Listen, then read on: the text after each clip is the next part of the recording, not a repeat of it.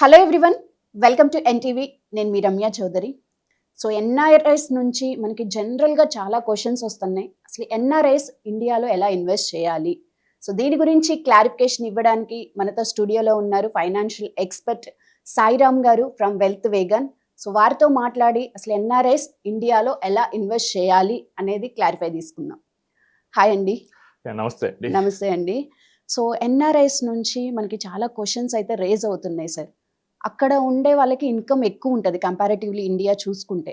వాళ్ళు ఇండియాలో ఇన్వెస్ట్ చేయాలి అని అనుకుంటున్నారు. సో ఎలా ఇన్వెస్ట్ చేయాలి, ఎక్కడ ఇన్వెస్ట్ చేయాలి అంటారు? సో ఫస్ట్ ఆఫ్ ఆల్ ఎన్ఆర్ఐస్కి వచ్చేసరికి మనకి రెసిడెంట్స్కి ఉన్నట్టు రూల్స్ ఉండవండి. ఎన్ఆర్ఐస్కి డిఫరెంట్గా ఉంటుంది. ఎందుకంటే వాళ్ళు అబ్రాడ్లో ఎర్న్ చేస్తూ ఉంటారు, ఆ మనీని ఇండియా పంపిస్తూ ఉంటారు. సో మనకి ఇండియాకి వచ్చే ఫారిన్ కరెన్సీ రిజర్వ్స్లో చాలా వరకు NRIs is a key role. ఎందుకంటే వాళ్ళు అక్కడ దాచుకునేది ఏముండదు కాబట్టి ఉన్నది మొత్తం ఇండియాకి పంపించి ఇక్కడే ప్లాన్ చేసుకుంటూ ఉంటారు. సో ఫస్ట్ ఎన్ఆర్ఐస్ చేయాల్సిన ముఖ్యమైనది ఏంటంటే, మిస్టేక్స్ కూడా కామన్గా చేసేది ఏంటంటే, వాళ్ళు రెసిడెంట్ సేవింగ్స్ అకౌంట్ని హోల్డ్ చేస్తూ ఉంటారు. ఓకే. ద మూమెంట్ ఎన్ఆర్ఐగా మారారంటే మీరు మీ సేవింగ్స్ అకౌంట్ని క్లోజ్ చేసి NRE and NRO accounts open చేసుకోవాలి. ఓకే. సో ఎన్ఆర్ఓ అకౌంట్ ఏంటంటే, మీకు ఇండియాలో ఏదైనా ఇన్కమ్ వస్తుంటే ఎన్ఆర్ఓ అకౌంట్ వాడుకోవచ్చు. ఇక్కడ ఇన్కమ్ వస్తుంటే. ఓకే. ఫర్ ఎగ్జాంపుల్ నాకు ఒక బిల్డింగ్ ఉంది, రెంట్ వస్తుంది. సో దానికి నేను ఎన్ఆర్ఓ అకౌంట్ వాడుకోవచ్చు. సో దీన్ని నాన్ రెసిడెంట్ ఆర్డినరీ అకౌంట్ అంటాం. లేదు నేను ఫారెన్ కంట్రీలో నేను వర్క్ చేసి ఆ మనీని నేను ఇండియాకి పంపించి ఇన్వెస్ట్ చేయాలనుకుంటున్నాను, అంటే ఫ్యూచర్లో నేను వెనక్కి కూడా తీసుకోవాలనుకునే ఆలోచన ఉంటే దానికి మనం ఎన్ఆర్ఈ అకౌంట్ వాడాలి, non resident external account. Okay. So ఇవి కాక ఇంకో థర్డ్ టైప్ కూడా ఉంటుంది, ఎఫ్సిఎన్ఆర్ అకౌంట్. సో ఇదేంటంటే కనుక మనకి కరెన్సీ అనేది డిప్రిషియేట్ అవుతూ ఉంటుంది. సో మీరు చూస్తే ఇయర్లో డాలర్ అనేది ఆల్మోస్ట్ 5% అప్రిషియేట్ అయింది. సో ఇండియన్ రూపీ బలహీనపడుతూ వస్తుంది, 90+ క్రాస్ అయింది. సో నేను కనుక కొంతమందికి ఏంటంటే షార్ట్ టర్మ్ అవసరాలు ఉండొచ్చు, 2 years తర్వాత మళ్ళీ ఆ మనీ అవసరం అవ్వచ్చు. సో అప్పుడు ఏం చేస్తారంటే ఈ ఎఫ్సిఎన్ఆర్ డిపాజిట్లో చేసినప్పుడు సేమ్ డాలర్స్లోనే వాళ్ళకి రీపే చేస్తారు. Okay. Dollar or pound or Australian dollar anything, ఆ బేస్ కరెన్సీలోనే వాళ్ళకి రీపే అనేది అందులోనే ఉంటుంది. ఓకే. అండ్ ఎక్స్ట్రా అప్రిసియేషన్ అనేది ఇంట్రెస్ట్ ఫామ్లో వస్తూ ఉంటుంది. వీళ్ళకి ఏంటంటే కరెన్సీ డిప్రిసియేషన్ అనేది ఉండదు. ఓకే. సో ఈ ఎఫ్సిఎన్ఆర్ అనేది థర్డ్ టైప్. ఇదేంటంటే డిపాజిట్స్కి మెయిన్గా వాడుతూ ఉంటారు. సో ఇప్పుడు ఎవరైనా కానీ ఎన్ఆర్ఐస్ ఇండియాలో ఇన్వెస్ట్ చేయాలంటే they have to invest via NRO or NRE. Okay, ఇవే సోర్సెస్. యా, ఈ అకౌంట్స్ ద్వారానే ఇన్వెస్ట్ చేయాలి. అండ్ సెకండ్ థింగ్ ఏంటంటే, ఎన్ఆర్ఐస్ చేయకూడదు పనులు ఏంటంటే, వాళ్ళు అసలు ప్లాంటేషన్ ప్రాపర్టీస్లో ఇన్వెస్ట్ చేయకూడదు, అగ్రికల్చర్ ల్యాండ్ ఇలాంటి వాటిలో ఇన్వెస్ట్ చేయకూడదు. ఎందుకని? సో ఈ ఎన్ఆర్ఐ ఇన్కమ్ అనేది స్పెక్యులేటివ్. అంటే గవర్నమెంట్కి తెలియదు అసలు ఎప్పుడు వస్తుంది ఎప్పుడు పోద్ది అనేది క్లారిటీ ఉండదు. ఎందుకంటే మీరు ఒకవేళ అందరు ఎన్ఆర్ఐ సడన్గా ఉన్న మనీ మొత్తం విత్డ్రా చేయాలనుకున్నాను అనుకోండి. సో ఇప్పుడు ఏం చేస్తారు, వాళ్ళు మొత్తం ల్యాండ్స్లో కొన్నారనుకోండి, ల్యాండ్ సెల్ చేస్తారు. అప్పుడు ఎవరికి లాస్ వస్తుంది? కరెంట్ ఇండియన్ ఫార్మర్కి లాస్ వస్తుంది. సో అండ్ ఇంకోటి ఏంటంటే, ఈ ఇండియాలో ల్యాండ్ అనేది ఇండియన్స్ కంట్రోల్ అండి, రెసిడెంట్ ఇండియన్స్ కంట్రోల్లోనే ఉండాలన్న ఉద్దేశంతోనే గవర్నమెంట్ ఎన్ఆర్ఐస్ని ఈ అగ్రికల్చర్ ల్యాండ్స్ కొనకుండా బ్యాన్ చేసింది. ఓకే. ఇప్పుడు పిల్లలు యుఎస్ వెళ్ళిపోయి అక్కడ సంపాదించారనుకోండి, ఆ అమౌంట్ ఇక్కడ పంపిస్తే ఇక్కడ పేరెంట్స్ అగ్రికల్చర్ ల్యాండ్ కొనకూడదా? ఇక్కడ ఒక ఇన్కమ్ ట్యాక్స్ లూప్ హోల్ ఉంది. ఓకే. పిల్లలు పేరెంట్స్ పంపిస్తున్నారు, అదేమవుతుంది, గిఫ్ట్ అవుతుంది.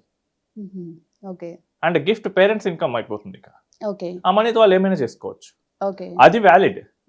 బట్ ఆ పర్సనే డైరెక్ట్గా ఆయన పేరు మీద పవర్ ఆఫ్ అటార్నీ తీసుకొని కొనటం ఇలాంటివి చేయకూడదు. ఓకే. సో ఎన్ఆర్ఐగా ఉండి మీ పేరు మీద ఏదైనా ల్యాండ్ ఉంది అంటే కనుక ఫెమా లా ప్రకారం వాయిలేషన్. ఓకే. ఒకవేళ ఐడెంటిఫై అయితే కనుక హెఫ్టీ పెనాల్టీస్ అనేది ఉంటాయి. అండ్ నెక్స్ట్ మీరు అడిగారు మ్యూచువల్ ఫండ్స్లో అయినా ఇన్వెస్ట్ చేయాలి.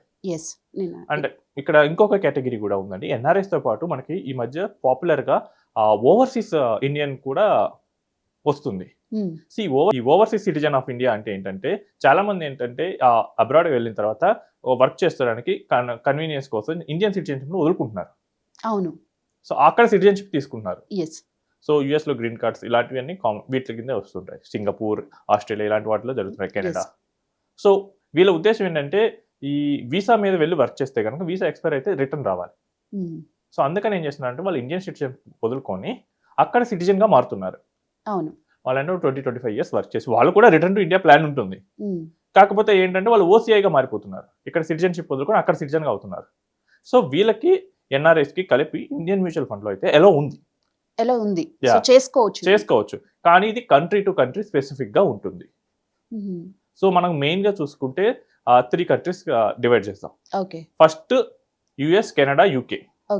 సెకండ్ వచ్చేసరికి Middle East Gulf countries, third వచ్చేసరికి సింగపూర్, ఆస్ట్రేలియా ఇలాంటి ఈస్ట్ ఏషియా వైపు పక్కన ఉన్నాయండి. ఓకే.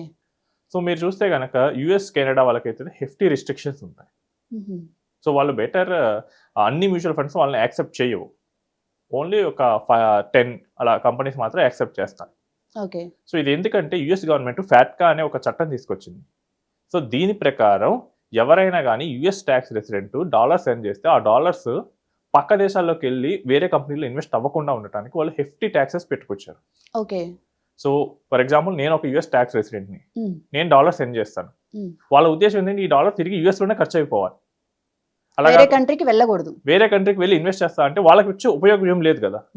సో అప్పుడు ఏం చేశారంటే వేరే కంట్రీకి వెళ్ళి ఇన్వెస్ట్ చేస్తే ఆ వచ్చే ఇన్కమ్ మీద 37-40% వరకు ట్యాక్సెస్ వేశారు. చాలా ఎక్కువ. Yeah. So Indian mutual fund కూడా అదే కేటగిరీకి వస్తుంది. ఓకే. సో ఎవరైనా యుఎస్ ఎన్ఆర్ఐ కానీ యుఎస్ ఓసీఐ కానీ ఇండియన్ మ్యూచువల్ ఫండ్లో ఇన్వెస్ట్ చేస్తే వాళ్ళకి రూల్ అయితే వర్తిస్తుంది. ఓకే. అండ్ ఈ ట్యాక్స్ కూడా విత్డ్రా చేయకపోయినా కట్టాలి మనీని. నార్మల్గా మనకి ఇండియన్స్కి ఏంటంటే విత్డ్రా చేస్తేనే ట్యాక్స్ కట్టాలి. ఓకే. బట్ యుఎస్ వాళ్ళకి, కెనడా వాళ్ళకి ఏంటంటే విత్డ్రా చేయకపోయినా కట్టాల్సి వస్తుంది. వాళ్ళకి better mutual fund is not a correct option. They can invest but it is not a good in attractive option. Okay. Because ఎవరైనా ఒక 100 రూపీస్ వస్తే 40% అక్కడ ట్యాక్స్ కట్టాలి, మళ్ళీ ఇండియాలో విత్డ్రా చేస్తే ఇక్కడ ట్యాక్స్ కట్టాలి. సో ఓన్ బెనిఫిట్ అనేది తక్కువ ఉంటుంది. యా, సగానికి సగం పడిపోతుంది కదండి. అవును. సో దానికన్నా పోలిస్తే దే కెన్ ఇన్వెస్ట్ ఇన్ పేరెంట్స్ని. ఓకే. పేరెంట్స్ నేమ్ మీద మ్యూచువల్ ఫండ్స్ లో ఇన్వెస్ట్ చేయొచ్చు. Or they can invest in a GIFT City product. Okay. So GIFT సిటీలో ఏంటంటే మనకి స్పెషల్ ట్యాక్స్ జోన్లో ఇన్వెస్ట్ చేస్తాం కాబట్టి ఇండియా ఎటువంటి ట్యాక్స్ వేయదు, ఓన్లీ యూఎస్ ట్యాక్స్ ఉంటుంది. కానీ పేరెంట్స్ అంటే ఇప్పుడు మ్యూచువల్ ఫండ్స్ లో లాంగ్ టర్మ్ ఇన్వెస్ట్ చేసే వాళ్ళకి కొంచెం ఏజ్ కూడా లిమిట్ అనేది ఉంటది కదా. సో పేరెంట్స్ మరి లాంగ్ టర్మ్ ఇన్వెస్ట్మెంట్ కి కరెక్ట్ అంటారు మ్యూచువల్ ఫండ్స్ లో? సో అంటే మనకి ఇక్కడ లాంగ్ టర్మ్ అంటే 10 years అలానే చూసుకుంటాం. మోస్ట్లీ ఈ టైంలోనే మేము చూసిన ఎక్స్పీరియన్స్లో ఏంటంటే వాళ్ళు ఏదో ఒక టైంలో ఇండియాకి అయితే వస్తుంటారు. Okay. So parents to some extent it is correct. లేదు అనుకోండి వాళ్ళు డైరెక్ట్గా పిఎంఎస్ అనే స్కీమ్స్ ఉంటాయి. ఇక్కడ పోర్ట్ఫోలియో మేనేజ్మెంట్ అనేది జరుగుతూ ఉంటుంది, డైరెక్ట్గా స్టాక్స్ కొని అమ్ముతూ ఉంటారు. ఓకే. సో ఇందులో అయినా పెట్టవచ్చు. మ్యూచువల్ ఫండ్ కాబట్టి డైరెక్ట్గా పిఎంఎస్ స్కీమ్స్ అయినా ఇన్వెస్ట్ చేసి సేమ్ బెనిఫిట్ అయితే తీసుకోవచ్చు. సో ఇది కాదనుకుంటే గిఫ్ట్ సిటీలో అయినా ఇన్వెస్ట్ చేసుకోవచ్చు. అండ్ నెక్స్ట్ సెకండ్ టైప్ వచ్చేసరికి Gulf countries. This is the tax haven zone, ఎటువంటి ఇన్కమ్ ట్యాక్స్ ఉండదు. అవును. సో వీళ్ళకి mutual fund is correct option Gulf కి. యా. ఇండియాకి ఆ గల్ఫ్ కంట్రీస్కి జరిగిన డిటిఏ అగ్రిమెంట్ వల్ల ఇండియా కూడా వాళ్ళకి ట్యాక్స్ వేయదు, వాళ్ళకి వాళ్ళ ఓన్ కంట్రీలో ట్యాక్స్ ఉండదు. Best investment mutual funds. ఇప్పుడు వాళ్ళు మ్యూచువల్ ఫండ్లో పెట్టారు 1 crore పెట్టారు, 5 years తర్వాత 2 crores అయింది.